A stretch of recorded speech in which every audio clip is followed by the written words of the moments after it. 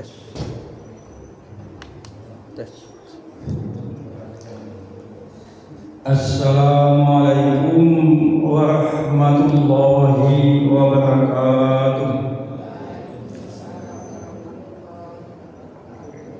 Alhamdulillahirabbil alamin wa bihi nasta'in ala umurid dunya waddin. Wassalatu wassalamu ala asyrafil anbiya'i wal mursalin wa ala alihi wa sahbihi ajma'in. Bapak Ibu jamaah pengajian HPT yang dimuliakan Allah, mari sebelum kita mulai kajian kita awali dengan berdoa dengan sama-sama membaca ta'awuz, basmalah, 2 kalimat syahadat dan seterusnya. Kita mulai. A'udzu billahi minasy syaithanir rajim. Bismillahirrahmanirrahim. Asyhadu an la ilaha illallah wa asyhadu anna Muhammadar Rasulullah. Raditu billahi rabba wa bil islami dina wa bi Muhammadin nabiyyan wa rasula. Rabbi zidni ilma warzuqni fahma. Amin. Bapak Ibu rahimakumullah, sebelumnya mari kita panjatkan puji dan syukur kehadirat Allah Subhanahu wa taala.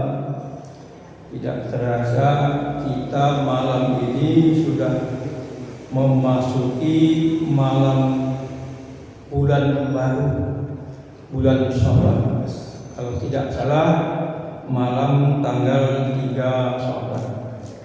Kemarin atau kapan saya lihat ada kalender Aisyah. Sekarang tidak ada lagi. Berarti ya usia kita bertambah, jatah usia kita berkurang. Jadi modelnya begini Bapak Ibu ya. Naik usianya, menurun jatah usianya. Seperti yang sudah saya sampaikan pekan yang lalu ya, batas usia kita itu habis rezeki kita.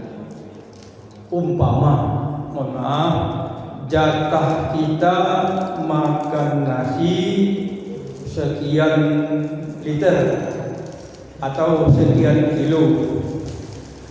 Kalau sudah pas jatahnya itu yang ditentukan Allah yang sudah, kita dipanggil oleh Allah Subhanahu wa taala.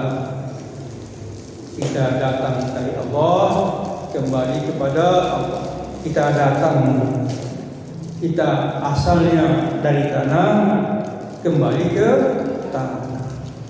Namanya alam kubur.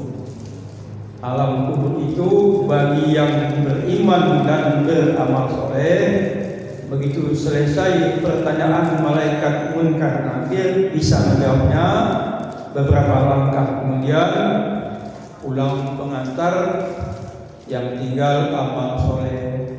Nah begitu ditinggal itu seperti duduk dalam singgasana menghadap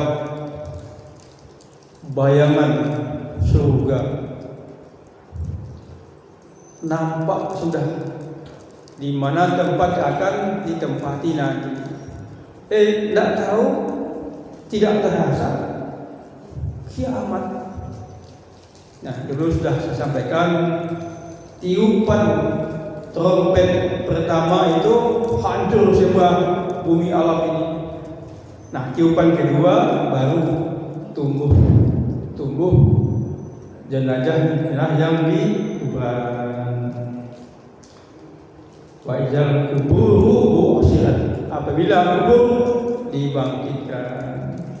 Namun sebaliknya, kalau umpamanya nggak bisa menjawab, ya sudah, disiksa, dicambuk oleh malaikat sampai hari kiamat.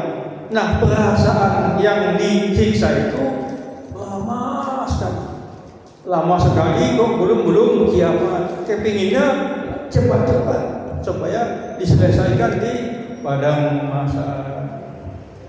Apa Ibu rahimahullah, nah, salah satu amal ibadah, iman dan amal soleh yang kita bawa itu adalah kita tadarus Al-Quran, membaca Al-Quran. Tiada hari tanpa membaca Al-Quran. Walaupun tidak diwajibkan, tapi banyak dalam Al-Quran hadis kita disuruh membaca Al-Quran. Salah satu contohnya di malam Jumat ada sunnahnya membaca surat Al-Kahfi, surat Yasin dan sebagainya. Termasuk setelah salat subuh ada sunnahnya membaca surat Tabarakalladzi dan seterusnya. Bapak Ibu rahimahullah, salawat dan salam tidak lupa kita sampaikan kepada Nabiullah Nabi Muhammad sallallahu alaihi wasallam. Ada ulama Indonesia berziarah ke Madinah. Nah, ulama Indonesia ini Bapak Ibu tidur bermimpi. Mimpinya dengan Nabi Muhammad. Nah, Nabi Muhammad mengatakan ada negeri di atas awan di daerah timur. Nah, para ulama mengatakan negeri di atas awan itu ya Indonesia ini. Jadi Nabi Muhammad itu tahu kalau kita ini bangsa Indonesia. Walaupun sekarang sudah sedikit gonjang-ganjing. Kenapa itu? Aceh minta merdeka. Hampir setiap saat kalau buka HP, Facebook, sekarang sedang berusaha petinggi ex-GAM itu, gerakan Aceh Merdeka di daerah mana saya lupa, di Swiss kalau salah, menghoyak bagaimana caranya PBB itu sidang kalau kami rakyat Aceh ini dizolimi, dijajah oleh Indonesia. Perjanjian Helsinki itu memang banyak dilanggar oleh pemerintah Indonesia. Kalau kita bicara dari hati nurani kita yang paling dalam, kita tidak membantah Bapak Ibu. Tidak hanya Aceh, daerah-daerah itu banyak sumber alamnya, tapi hasilnya tidak untuk daerah itu, lari ke pusat. Rakyatnya tetap saja miskin. Nah, mudah-mudahan kita berdoa kepada Allah supaya NKRI ini tetap utuh, tidak ada yang minta merdeka dan sebagainya. Apa Ibu rahimahullah, baiklah saya lanjutkan. Iman kepada malaikat, subjudul perhatian. Nah, kalau ada perhatian ini berarti sudah berakhir. Kalau judulnya kan iman kepada malaikat, nah subjudulnya perhatian. Saya bacakan. Oleh karena kita tidak dituntut untuk mengetahui hakikat malaikat, kita hanya diperintahkan agar percaya akan adanya malaikat. Adapun para nabi, mereka pernah melihatnya, sudah saya sampaikan, dalam rupa manusia ataupun lain-lainnya. Dalil nomor 31, halaman 30.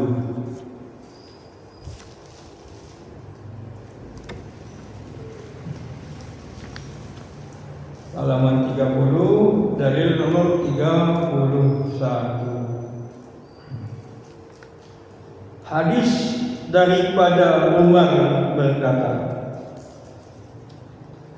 kalau membahas kitab iman dalam kitab Riyadhus Shalihin atau khusus hadis-hadis Nabi, ada ini hadisnya. Hadisnya dulu juga pernah saya sampaikan ketika menyampaikan hadis Arba'in. Bapak Ibu masih ingat? Tengah kami duduk pada satu hari bersama Rasulullah Sallallahu Alaihi Wasallam, datanglah seorang laki-laki putih bersih pakaiannya. Bapak Ibu,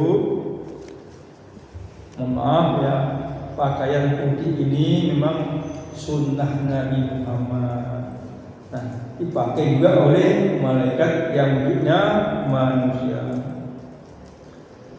Hitam bersih rambutnya, tak terkesan padanya tanda orang sedang berpergian, dan tiada seorang pun di antara kami yang mengenalnya. Kemudian bersimpuh duduk berhadapan dengan Nabi dengan merapatkan lutut Nabi, lutut malaikat bertemu pada kedua lutut Nabi dan meletakkan kedua telapak tangannya pada Nabi. Tangannya diletakkan di paha Nabi. Nabi sudah tahu, itu malaikat, sahabat belum tahu.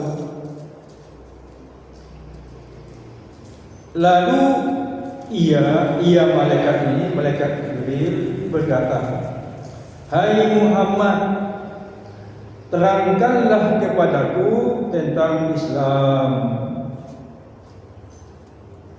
Nabi Muhammad menjawab, "Islam ialah engkau persaksikan tiada Tuhan selain Allah, Muhammad utusan Allah,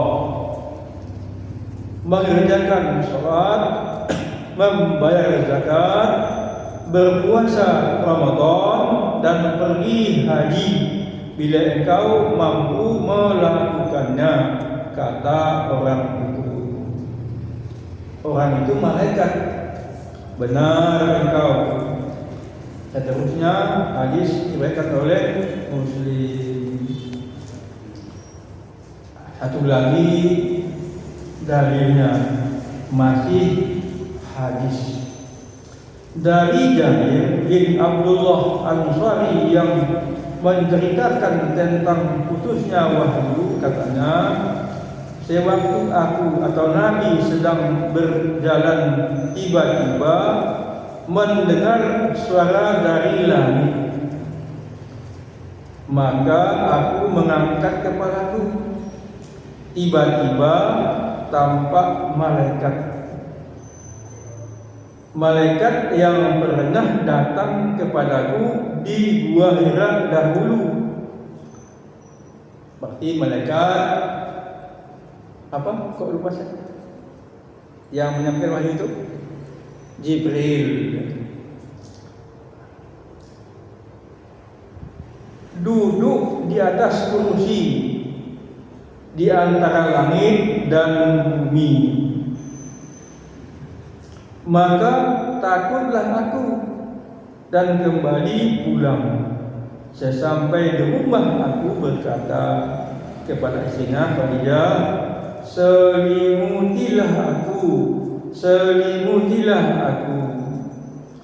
Setelah itu Allah menurunkan ayat, hai orang-orang yang berselimut, bangunlah dan berilah peringatan, agungkanlah Allah Tuhanmu bersihkanlah pakaianmu.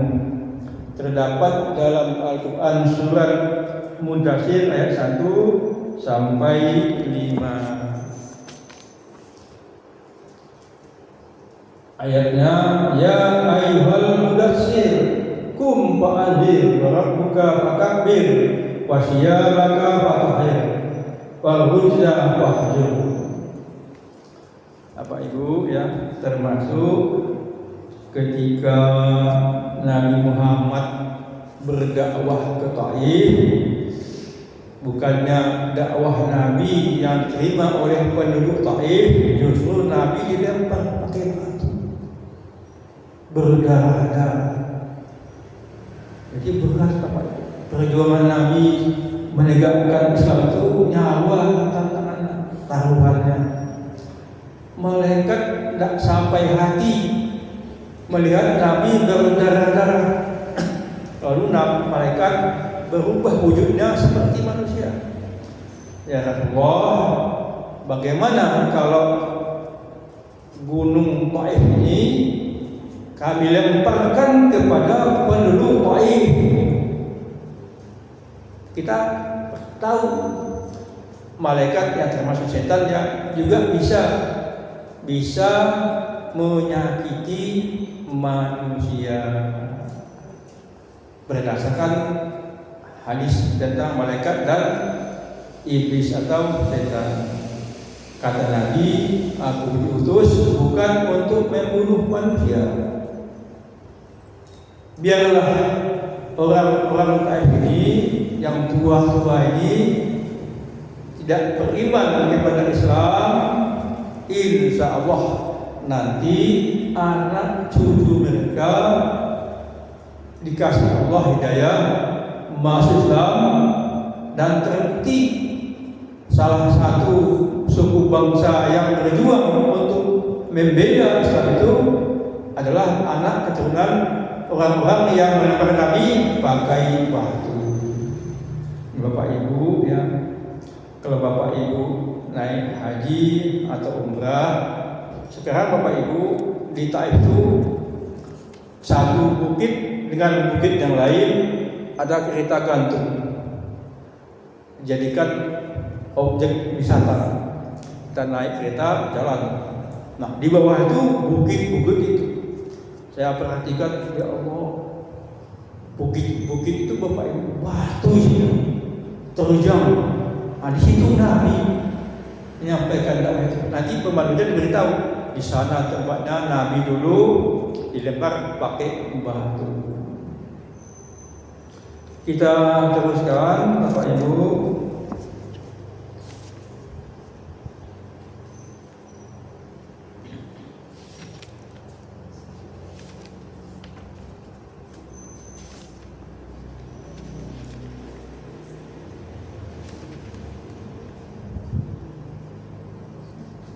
Kalau nggak dikasih tanda, lupa saya.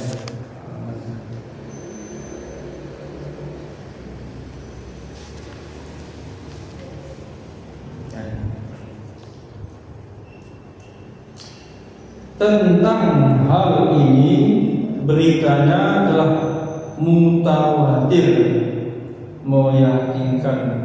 Mutawatir itu salah satu kualitas hadis. Hadisnya meyakinkan. Mutawatir itu orang semua berkata begitu, tidak mungkin lagi orang sebanyak itu berbohong. Namun kita tidak boleh menggambar tentang malaikat kecuali dengan dasar keterangan dari Nabi Shallallahu Alaihi Wasallam yang sampai kepada kita dengan pemberitaan yang meyakinkan, dan tiada seorang pun yang mengetahui hakikat tentara malaikat. Tentara Tuhan yaitu malaikat selain dia. Dalilnya surat Mudaththir. Dalil nomor 31.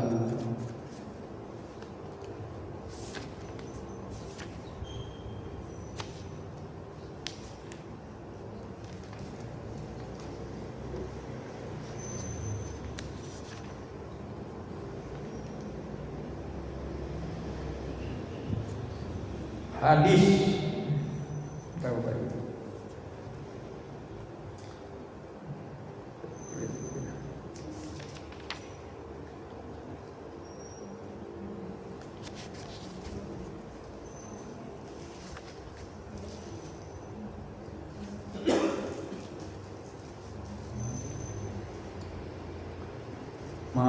dalilnya surat Mudatsir, bukan dalilnya surat Mudatsir ayat 31.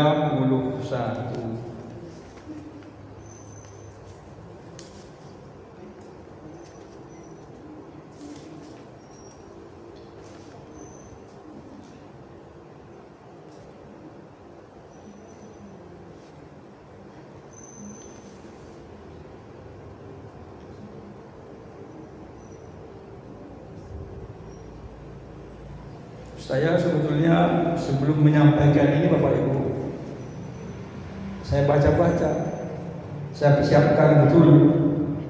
Ternyata setelah disiapkan pun, kalau dikasih kuli-kuli itu lari-lari ya, halamannya tuh. Oh tadi sudah saya baca Bapak Ibu ya, surat Mudatsir. Bapak Ibu rahimahullah, alhamdulillah, pembahasan tentang iman kepada malaikat ini sudah tamat yang ada dalam buku HPT.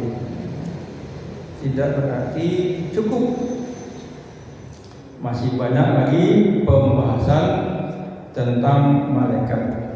Buku HPT ini hanya umumnya saja, garis-garis besarnya. Nah, kalau kita ingin mendetail tentang malaikat, nanti ada bukunya Iman, Kitab Iman, ya. Kuliah Iman, gitu. Ada yang dikerang oleh Profesor Dr. dosen UNB, saya lupa lagi namanya, itu terperinci tentang pembahasan malaikat. Sebelum saya teruskan sedikit lanjutannya, yaitu percaya kepada kitab-kitab Allah. Monggo Bapak Ibu, mungkin ada yang mau dipertanyakan atau menambah, kami persilahkan. Tentang malaikat,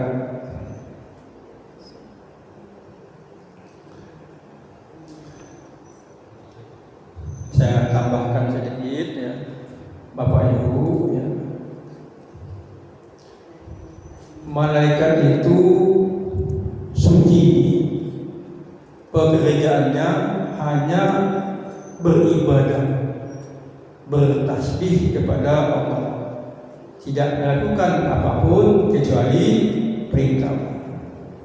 Tapi malaikat walaupun suci, tidak pernah berdosa, masih bersalawat kepada Nabi. Hebatnya Nabi Muhammad itu. Tiap khutbah Jumat dibaca, Innallaha wa malaikatahu, sesungguhnya Allah wa malaikatahu yusalluna 'alan nabi, bersalawat kepada Nabi. Jadi luar biasa Bapak. Nabi kita ini memang manusia agung. Ya ayyuhalladzina amanu sallu 'alaihi wa sallimu taslima. Malaikat saja bersalawat kepada Nabi, kenapa kita tidak bersalawat kepada Nabi? Makanya Nabi mengatakan, orang yang tidak tidak mau bersalawat kepadaku, sudah sering saya sampaikan, sombong tidak mau bersalawat. Padahal nanti di akhirat kita ini membutuhkan salawat Nabi. Ketika hari huru hara semua manusia panik, belum juga ada hari perhitungan. Ada hari perhitungan, baru hari pembalasan. Nah, dalam menunggu perhitungan itu manusia kacau. Akhirnya manusia minta tolong kepada Nabi Adam supaya dipercepat hari perhitungan. Nabi Adam tidak mau. Ini bahasa sederhananya Bapak Ibu, sekedar untuk memahamkan saya punya dosa. Saya dulu enak-enak di surga, tapi digoda oleh setan, disuruh makan, tapi saya makan padahal dilarang Allah, tidak mau saya. Akhirnya umat manusia itu datang kepada Nabi Musa, segera minta kepada Allah supaya disegerakan hari perhitungan. Tidak mau Nabi Musa. Saya ini punya dosa. Saya ini membunuh kaum Kipti, sekali pukul mati. Dulu saya bayangkan, masa sekali pukul mati.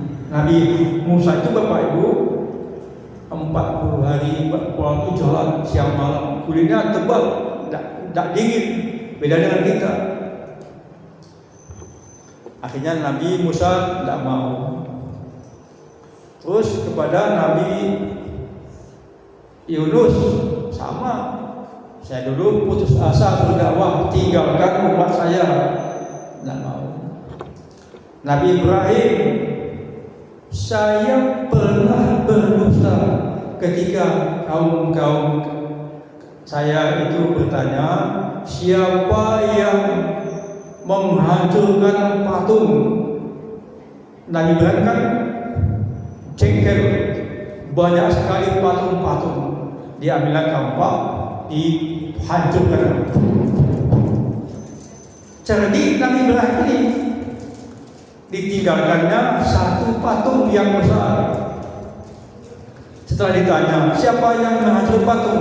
Tuh, tanya para patung itu. Mana mungkin?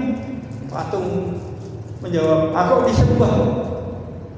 Kata Nabi Ibrahim, walaupun Nabi Ibrahim betul, tetap dihukum. Jadi sekarang Bapak Ibu, mohon maaf, kalau ada orang yang dihukum tidak bersalah, itu masih zaman dulu sudah ada, tetap ada, itulah manusia. Padahal sedikit kesalahannya, hanya berdusta. Saya nggak tahu, padahal dia sendiri yang menghancurkan patung. Tidak mau. Apa Ibu? Akhirnya apa? Akhirnya datanglah umat kepada Nabi Muhammad. Baru Nabi Muhammad minta kepada Allah segera diadakan hari perhitungan, Yaumul Hisab.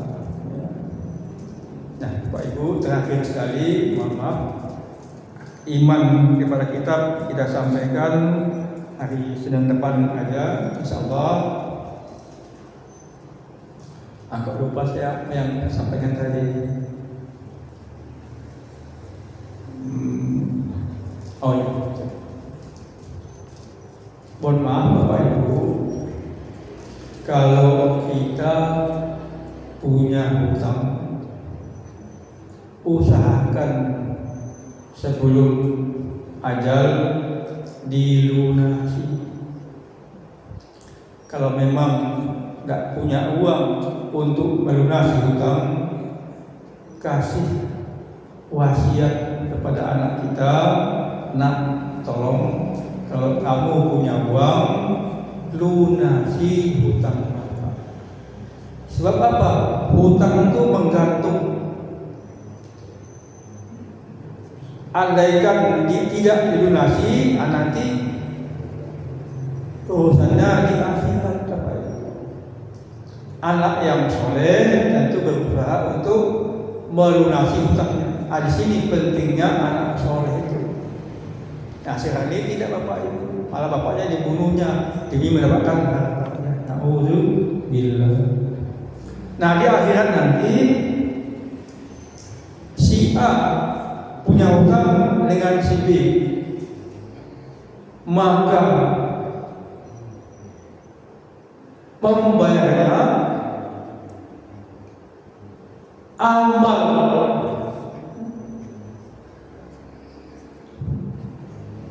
si B ini, si A ini yang punya hutang tadi diserahkan kepada si B. Berarti amalnya, pahalanya itu berkurang. Andai kata amalnya sudah habis, yang parah lagi dosa si B dilimpahkan kepada si A. Itu namanya dalam hadis muflis, bangkrut. Jadi kita tidak punya apa-apa. Kalau tidak punya apa-apa, mohon maaf, tentu masuk neraka. Na'udzubillahi min dzalik. Tapi yang paling bagus itu Bapak Ibu, datangi orang yang punya hutang, minta ikhlaskan. Jangan malu demi hari depan, demi akhir akhirat nanti. Minta ikhlaskan. Orang yang beriman, insya Allah pasti diminta, dimaafkan. Orang yang beriman, yang punya hati nurani, insya Allah dimaafkan. Kecuali hutangnya bermiliar-miliar. Kalau hutang sekitar 100.000, 2.000 atau 1 juta, insya Allah dimaafkan. Dan kita terus mengatakan tidak punya uang untuk membayar hutang. Terima kasih. Demikian yang dapat saya sampaikan malam ini. Terima kasih atas kehadiran Bapak Ibu. Mohon maaf atas segala kekurangan dan kesalahan. Nasrun minallahi wa fathun karim. Wa basyiril mu'minin. Assalamualaikum warahmatullahi wabarakatuh.